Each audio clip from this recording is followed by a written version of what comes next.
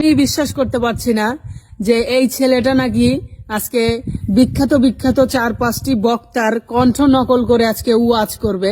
সত্যি এটা আমার কাছে অবিশ্বাস্য। তো আমিও শুনবো, আপনাদেরকেও শোনাবো, যার কারণেই আজকের ভিডিওটা করতেছি। তো ভাই তুমি কি সত্যি এটা করতে পারবে? এই যে হুবহু নকল করতে পারবে? চেষ্টা করি ভাই, মনে তো হচ্ছে পারবো। আচ্ছা আচ্ছা, কোন কোন বক্তার কণ্ঠ নকল করে শোনাবে আজকে? আব্দুল খালেক শরিয়াতপুরি হুজুরের কণ্ঠ নকল করতে পারবো, হযরত মাওলানা মুফতি আমির হামজা হুজুরের কণ্ঠ নকল করতে পারবো, আচ্ছা আচ্ছা, তোফাজ্জল হোসেন ভৈরবী হুজুরের কণ্ঠ পারবো, আচ্ছা, এবং আরো আছে। এক এক করে শোনাও তো দেখি কি রকম হয় তোমার নকল। আচ্ছা ঠিক আছে। তো দর্শক ভাইরা, প্রথম আমি যার কণ্ঠে ওয়াজ করব সে হচ্ছে প্রথমে মাওলানা মুফতি আমির হামজা হুজুরের কণ্ঠে। আচ্ছা। আল্লাহ রাব্বুল আলামিন বলেন, ওই যা কিলালাহু মামিনু কামা আমামান্না। সূরা বাকরা প্রথম নাম্বার পারা 2 নাম্বার পৃষ্ঠা 2 নাম্বার উপর প্রথম নাম্বার লাইনের 13 নাম্বার আয়াত। এটা একটা মাত্র আয়াত আমি পড়েছি। আমার যতটুকু জ্ঞান আছে আমার মনে হয় তামাম দুনিয়া আখিরাত সব আল্লাহ আয়াতের ভেতরে ঢুকিয়ে দিয়েছে। রব্বুল আলামিন যখন বলে ঈমান আনো কামা মাওনান নাস, মানুষ যেভাবে ঈমান এনেছে কারা? আমরা কি মানুষ না? তাহলে আল্লাহ আবার আমাদের নতুন করে ঈমান আনার কথা বললেন কেন? তার মানে আমরা মানুষ হিসেবে যে ঈমান এনেছি ঈমানে হবে না, কোরআনের দাবি অনুযায়ী ঈমান আনা লাগবে। তো দর্শক ভাইরা, এবার শোনাবো হচ্ছে, খুবই ভালো হয়েছে ভাই। আচ্ছা, আর একটা শুনি তো। এবার শোনাবো আব্দুল খালেক শরিয়াতপুরি হুজুরের কণ্ঠে। আমার বগুড়ার বাবাজিরা, যে কথাগুলি বলছি বাজান গভীর মন দিয়ে শুনবে। আমার ভাইরা রে,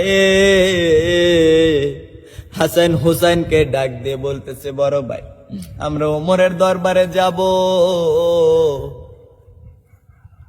গিয়ে আমরা স্বপ্নের ভেতরে যে কথাটা দেখলাম ওই কথাগুলো আমরা ওমরের দরবারে গিয়ে জানাবো, যেহেতু আমার নানা মোহাম্মদ দুনিয়ায় নাই। আমার বাইরা রে, অনেকে আছেন আমার নবী হারানো ব্যথা এখনো সহ্য করতে পারেন না।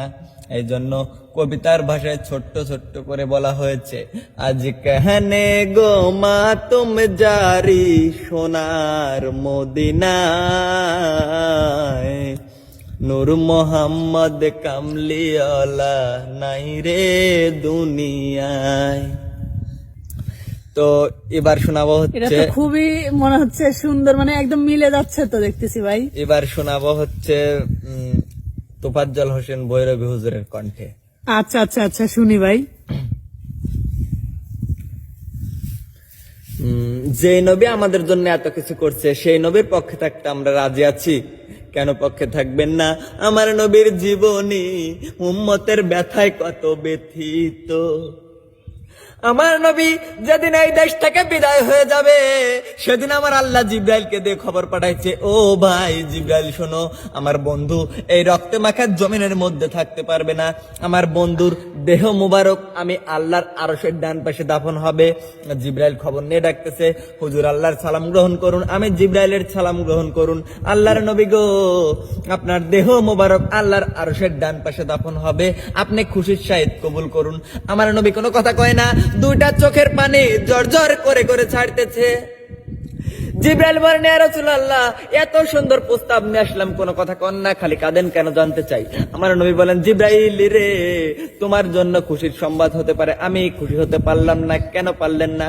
এরে জিব্রাইল, আমার দাফন আল্লাহর আরশের ডান পাশে দাফন হবে, আমি জানতে চাই আমার গুনাহগার উম্মতের দাফন কই হবে রে?